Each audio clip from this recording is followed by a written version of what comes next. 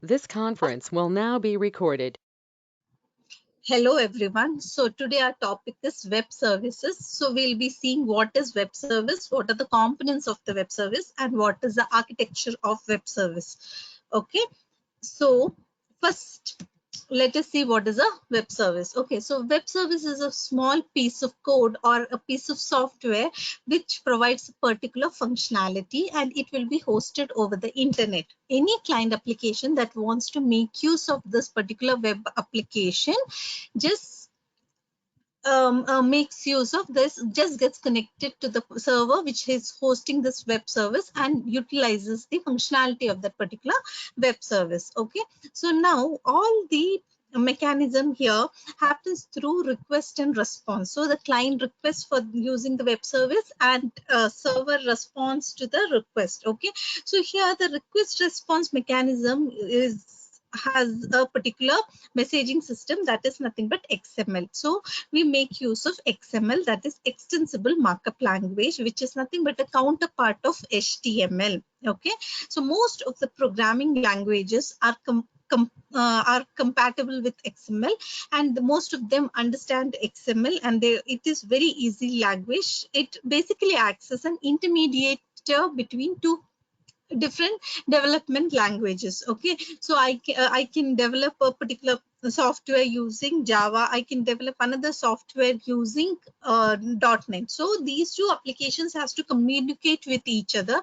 So XML makes it possible to communicate between these two applications. So understood now what exactly is XML?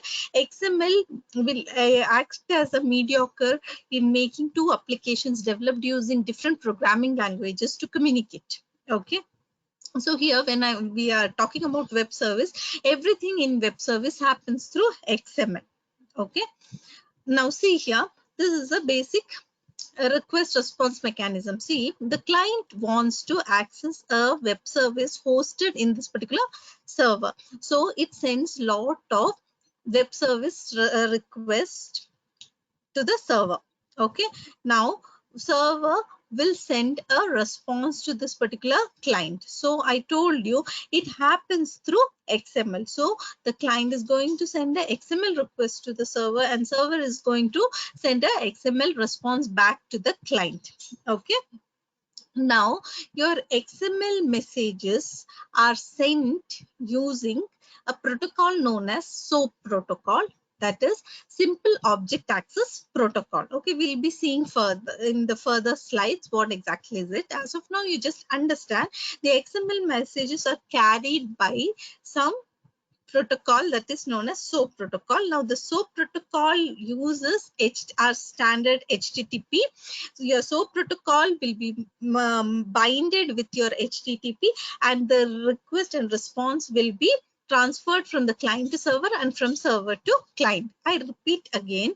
See, you basically, when I told you web services will be hosted in some server. A client will connect to the server, and the server is going to send a response to the client. Okay, now all this request response mechanism happens through XML. Now for this we use a specific protocol known as SOAP, that is a protocol which will have all the XML messages. Okay, now it contains the XML messages. Now this has to be sent from client to server and server to client. So there should be a transport protocol which is going to take this. So we a particular protocol has to carry these messages. So it is nothing but our HTTP will be used for carrying these particular messages. Okay, now just see why exactly we need a web service. Okay, now see the businesses are growing.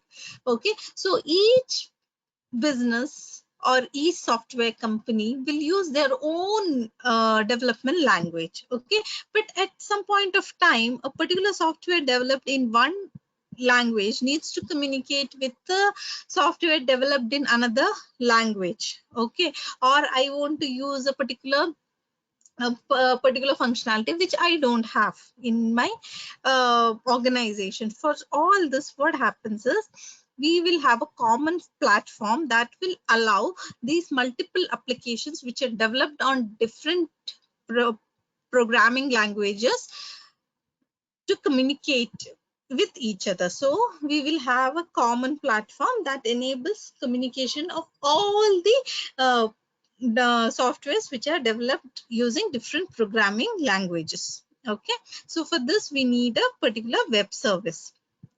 Now, I was talking about SOAP, that is nothing but your simple object access protocol. Okay, so this protocol is used to carry the XML messages. Okay, so it has a XML document. Okay, so the XML document, all the messages will have the same structure, but the content may differ. Okay, so what, as I told you, your best part of your web services or your SOAP protocol is that all is sent via your hypertext transfer protocol. Okay, which is nothing but standard web protocol. Okay, now see, just they have explained the structure of the SOAP document. So SOAP contains XML. Okay, so this particular XML document will have a form. Okay, it has a particular structure. So here you can see we will have a root element. That root element is nothing but envelope element. Okay, now the root, this is the first element in your XML document. I repeat, SOAP is a protocol which is going to carry the XML messages. Now here, so I can tell that SOAP will have an XML document. This XML document will have a particular structure, and we are discussing about that particular structure. So we have at the root, we will have an element or tag, you can say envelope, followed by, you have, the envelope will be divided into two parts. The first part will be header and the second part will be body.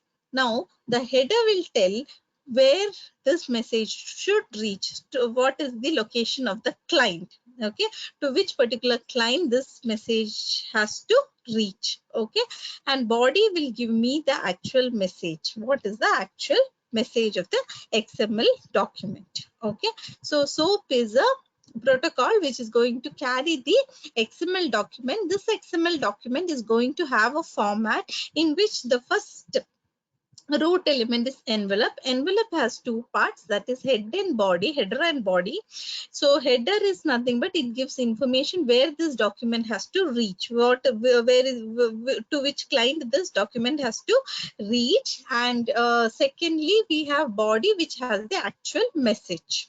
Okay, now coming to the next part. Okay, we have WSDL, that is Web Services Description Language. So it basically tells a user, now a client wants to access a particular web service, how he will know what is the web service, where it is located. Okay, so WSDL will give a description about the web services and where exactly it is located. Okay, this is the second component of your web services. The first component I will tell, it is nothing but the SOAP protocol, that is SOAP, and second one is WSDL. So WSDL basically tells what a web service does and where exactly it is located.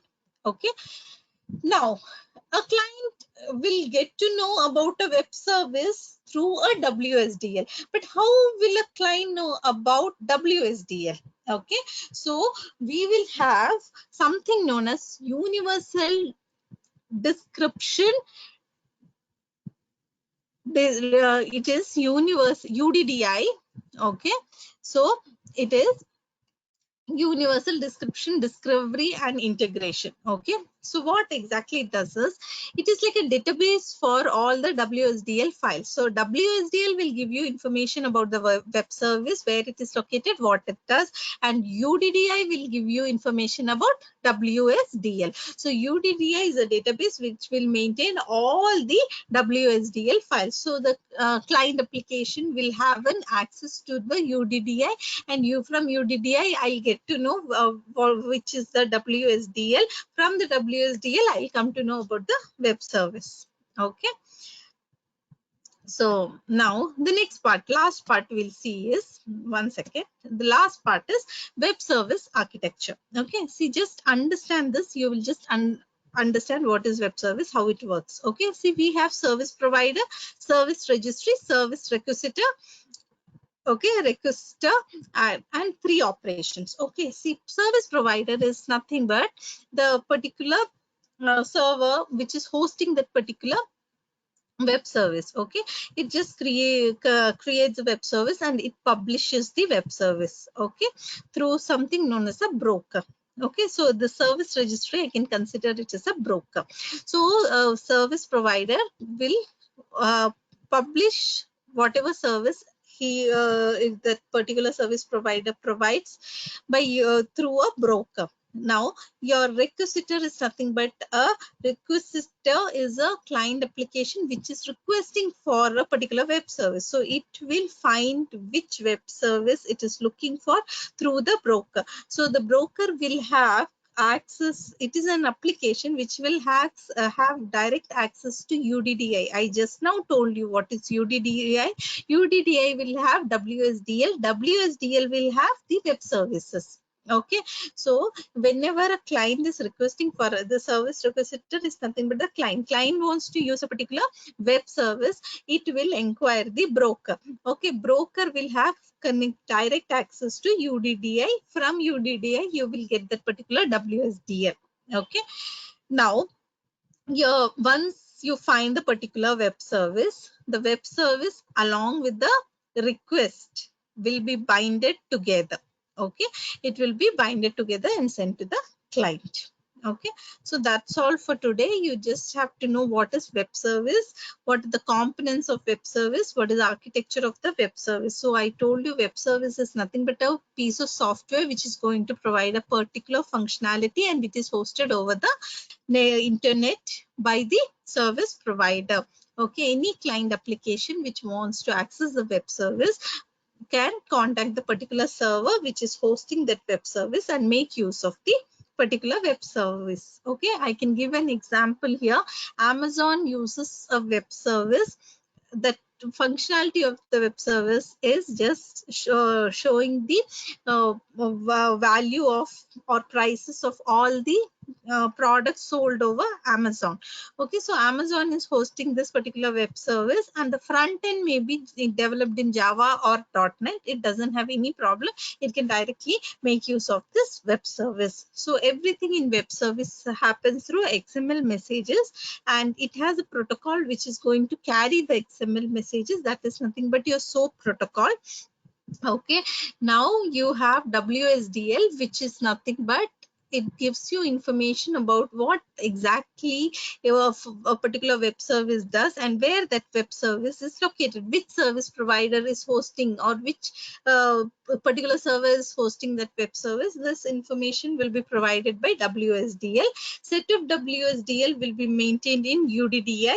Okay, so whenever a client wants to access a particular service, it will just contact a broker. Broker will have, it is nothing but an application which will have access to your UDDI files. Okay, so UDDI will give it access to WSDL and WSDL in turn will provide the information about this client's requested web service. Okay, so I hope you understood. We'll move forward and understand the security ways or in web service in the next video. Thank you.